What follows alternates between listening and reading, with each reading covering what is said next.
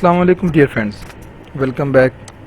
आज हम पावर मिल के अंदर सिर्फ़ और सिर्फ एक काम सीखेंगे कि टूल को किस तरह से बनाया जाता है।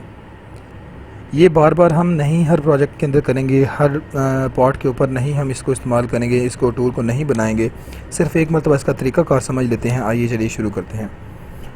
अपने पावर मिल के अंदर हम कोई भी एक एग्ज़ाम्पल को ओपन कर लेते हैं, जैसा कि यहाँ पर कॉलिंग मैंने एग्जांपल ओपन कर ली। यहाँ पर अब हम इसके ऊपर एक आज जो तरीकाकार है उसको देखना है कि टूल किस तरह से क्रिएट किया जाता है। टूल क्रिएट करने के लिए हम यहाँ पर आएंगे, कोई भी जो टूल क्रिएट करना है उसको सिलेक्ट करेंगे। सिलेक्ट करने के बाद टूल का डायामीटर देंगे। बिल फर्जन हमारे टूल का डायामीटर है 16 डायामीटर देंगे और यहाँ पर वो ऑटोमेटिक इसकी लेंथ अपनी मर्ज़ी से यहाँ पर कर देगा, उससे 5 गुना बढ़ा देगा। ठीक है, लेकिन हमें इतनी इसकी लेंथ रखनी है कि टूल चलते वक्त अगर इसके अंदर वो कटिंग करता जाए तो साइडों से उसका जो हेड है वो ना टकराए। मतलब कि टूल जहाँ पर वो क्लम्ब हो, जहाँ पर वो जकड़ा हुआ है जिस मशीन के अंदर, CNC मशीन के अंदर, वो टकरा ना जाए और एक्सीडेंट ना हो जाए। इसीलिए हम अपने पहले पार्ट को मेजर करते हैं। मेजर करने का तरीकाकार क्या है मैं आपको पहले भी 11 असूल के अंदर समझा चुका हूँ। मतलब कि हमने इस तरह अपने पार्ट की ब्लॉक कैलकुलेट में देख लेते हैं। इसको कैलकुलेट करें। यहाँ जो इसकी हाइट है ये Z वाली, ये 55 है, ये सेफ हाइट है। इससे हमें बड़ा टूल बनाना होगा।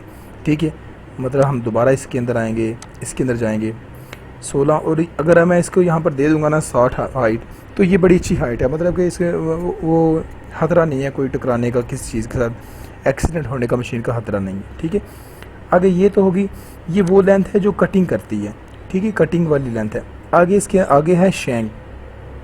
शैंक बेसिकली इसके ऊपर एक थोड़ी सी वो जगह होती है जो कटिंग नहीं करती लेकिन इसके साथ होती है। वो भी आप अपनी मर्ज़ी से यहाँ पर जितनी देनी चाहे वो दे सकते हैं। जैसे कि मैं देता हूँ 20।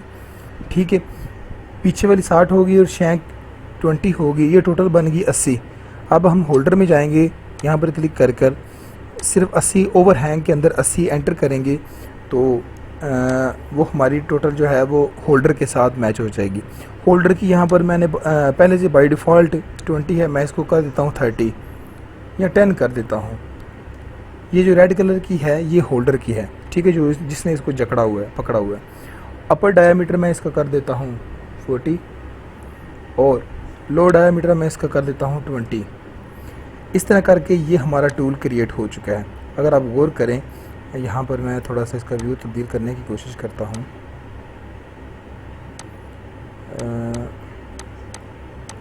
ये हमारा ये जो है ये सॉरी ये टूल क्रिएट हो चुका है।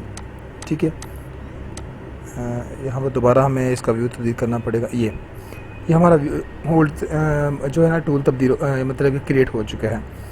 इस टूल के अंदर ये हमारी कटिंग वाली है जो कटिंग करने में हिस्सा लेगी। ये ऊपर इसका शैंक है और ये उसका ऊपर जो इसने ग्रिप किया हुआ है। ठीक है, ये थोड़ा टूल बनाने का तरीका। आगे हम अपनी वीडियोस के अंदर ये नहीं सीखेंगे कि बार बार टूल किस तरह से बनाया जाता है, इसलिए आज हमने सिर्फ ये देखा कि टूल को किस तरह से इसके अंदर बनाया जाता है। मिलते हैं नेक्स्ट वीडियो के अंदर, तब तक के लिए अल्लाह हाफिज़।